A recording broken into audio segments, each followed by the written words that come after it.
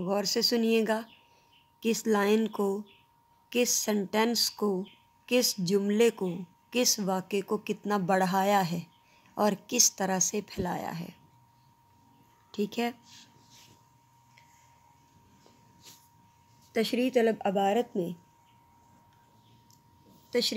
عبارت میں سید سلیمان ندوی رحمۃ اللہ علیہ کہتے ہیں کہ حضور اکرم صلی اللہ علیہ وآلہ وسلم کی سیرت پاک ہر لحاظ سے مکمل ہے اور دنیا کے تمام انسان آپ صلی اللہ علیہ وآلہ وسلم کی سیرت پاک سے نصیحت اور سبق حاصل کر سکتے ہیں اور اپنی بے کیفی اور بے نور زندگی کو آپ صلی اللہ علیہ وآلہ وسلم کے نورانی اعمال سے منور کر سکتے ہیں۔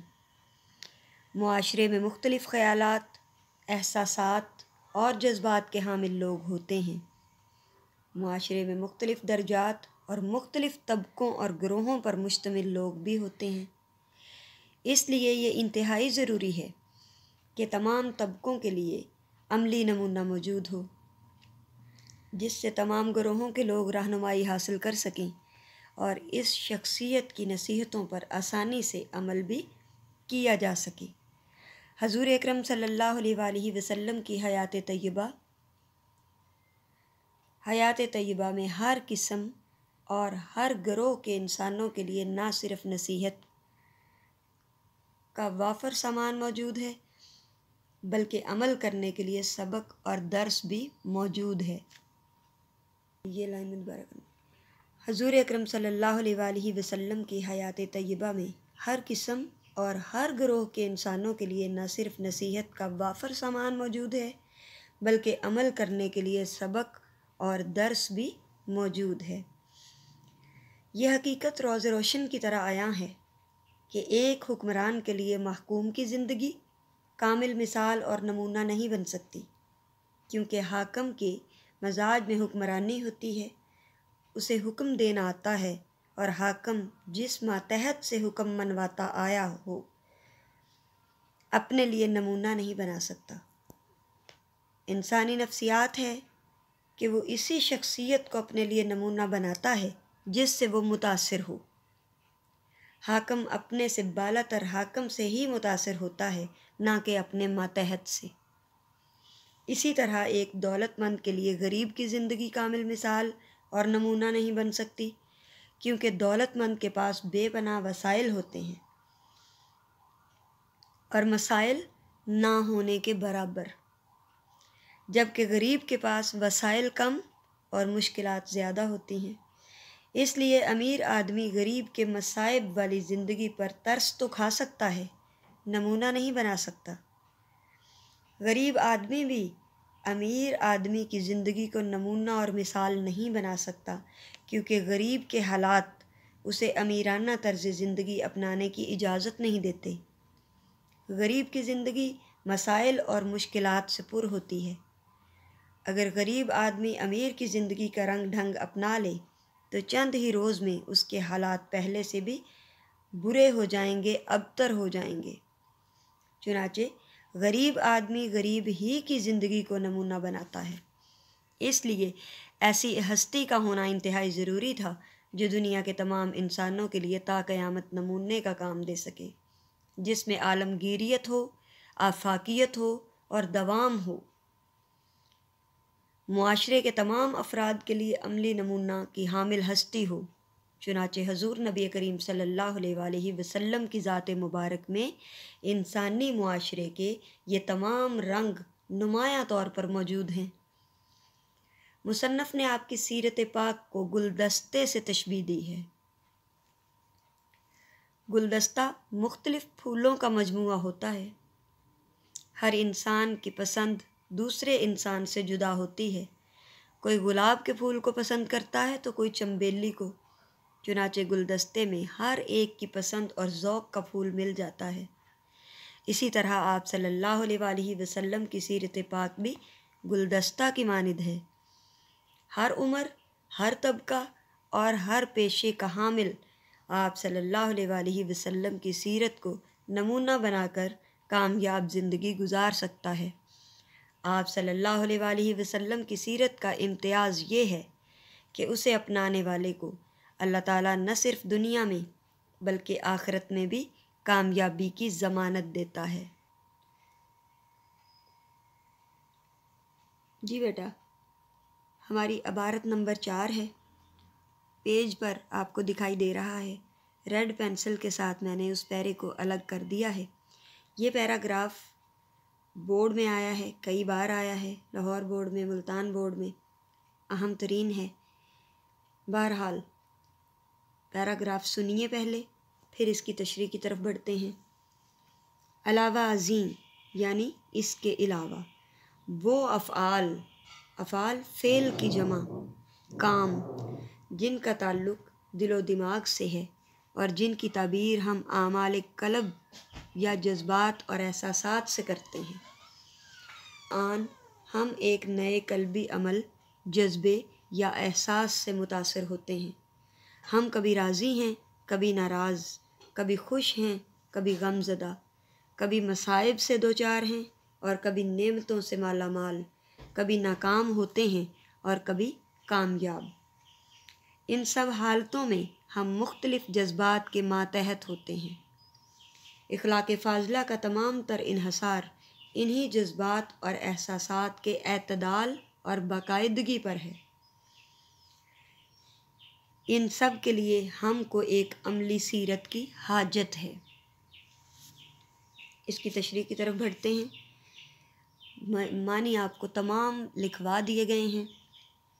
تشریح طلب عبارت میں سید سلیمان ندوی رحمۃ اللہ علیہ کہتے ہیں کہ بعض کام یا افعال ایسے ہیں جن کا تعلق ہمارے دل و دماغ سے ہوتا ہے اور ان کا اظہار ہم دل کے اعمال یا جذبات و احساسات سے کرتے ہیں۔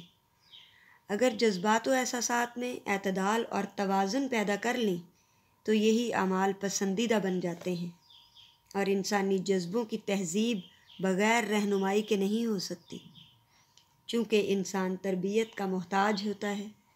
اس لیے اللہ تعالیٰ نے اس کی تربیت اور رہنمائی کے لیے انبیاء کرام کو مبعوث فرمایا۔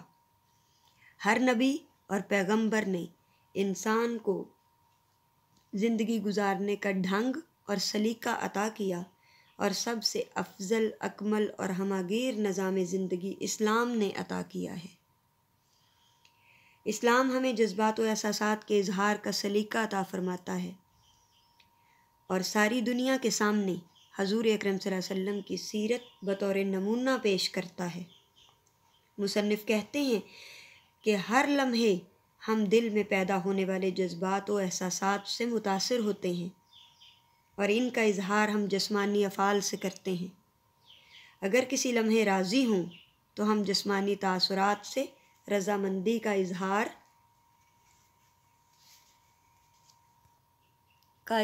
کرتے ہیں۔ اگر ناراض ہوں تو ہمارے چہرے سے ناراضی عیاں ہو رہی ہوتی ہے، مسکراہٹ غائب ہو جاتی ہے۔ کبھی خوش ہوں تو خوشیوں کا اظہار اپنے اعضاء سے کر رہے ہوتے ہیں، تالیاں بجا کے یا کسی بھی طرح اچھل کود کر کے۔ غم زدہ ہوں تو چہرے سے اداسی ٹپک رہی ہوتی ہے۔ مصیبتوں سے سابقہ پڑے یعنی واسطہ پڑے تو ہم مصائب کا اظہار اپنی زبان سے کرتے ہیں۔ جب نعمتیں میسر آ جائیں تو ہمارا رنگ ڈھنگ دیکھنے کے قابل ہوتا ہے، قابل دید ہوتا ہے۔ ناکامی کا منہ دیکھنا پڑے تو جذبوں سے ناکامیوں کا اظہار کر رہے ہوتے ہیں۔ کامیاب ہو جاتے ہیں تو ہماری حالت قابل رشک ہوتی ہے اور مبارک باد وصول کرتے کرتے جی نہیں بھرتا۔ ان تمام جذبوں کا تعلق ہمارے دل و دماغ سے ہوتا ہے اور ان سب حالتوں میں ہم جذبوں کے ماتحت ہوتے ہیں۔ ہمارے جذبات و احساسات میں رد و بدل ہوتا رہتا ہے۔ جوں ہی ہمارے جذبے میں تبدیلی آتی ہے اس وقت ہماری کیفیت میں بھی تبدیلی آ جاتی ہے۔ خوشی ملی تو مسکرا اٹھے، غم یا دکھ ملا تو آنسوؤں کی لڑیاں پرو دیں۔ ہمارے تمام تر قلبی اعمال، جذبات اور احساسات کا دار و مدار اعلیٰ و افضل اخلاق پر ہے۔ کس پر ہے؟ اعلیٰ و افضل اخلاق پر۔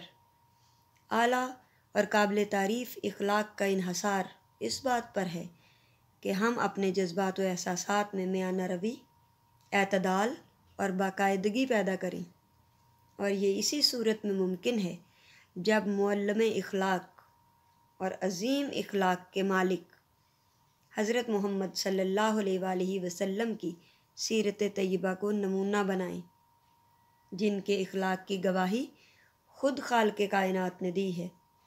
قرآن مجید میں ارشاد ہوتا ہے، جس کا مفہوم کچھ یوں ہے: بے شک آپ صلی اللہ علیہ وآلہ وسلم بلند اخلاق کے معیار پر ہیں۔ حدیث مبارکہ میں یوں بیان ہوتا ہے، میں اعلیٰ اخلاق کی تکمیل کے لیے بھیجا گیا ہوں۔ میں اعلیٰ اخلاق کی تکمیل کے لیے بھیجا گیا ہوں۔ چنانچہ تمام اخلاقی پہلوؤں اور دنیا کے تمام انسانوں کو مختلف حالات میں کامیابی و کامرانی سے زندگی گزارنے کے لیے صرف اور صرف آپ صلی اللہ علیہ وآلہ وسلم ہی کی سیرت طیبہ سے درس اور بھرپور راہبری و رہنمائی مل سکتی ہے۔ جی بیٹا، عبارت نمبر ہے ہمارے پاس 5، ریڈ پینسل کے ساتھ میں نے نشان کر دیے ہیں۔ یہ پیراگراف تھوڑا مشکل ہے، اس لیے میں اس کے معنی بھی ساتھ دوبارہ بتاؤں گی، ٹھیک ہے؟ عزم و استقلال، عزم کہتے ہیں ارادہ کرنے کو، استقلال ثابت قدمی۔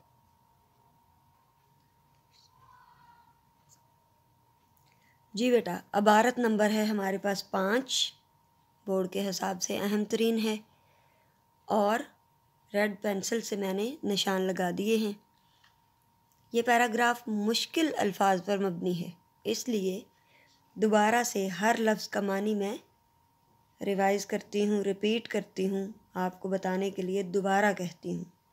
عزم ارادہ، استقلال ثابت قدمی یا کسی کام کو لگاتار کرتے رہنے کی صفت، شجاعت بہادری، صبر برداشت یا تحمل، شکر نعمت ملنے پر عطا کرنے والے کا احسان ماننا، شکر ادا کرنا، توکل بھروسہ کرنا، اللہ پر بھروسہ کرنا، رضا خوشی، مرضی اللہ کی رضا میں راضی رہنا، تقدیر اندازہ، فیصلہ، قسمت، برداشت سہ لینا، صبر کر جانا، قربانی، ایثار، قناعت تھوڑی چیز ملنے پر بھی راضی اور خوش رہنا، جو مل جائے اسی کو کافی سمجھنا،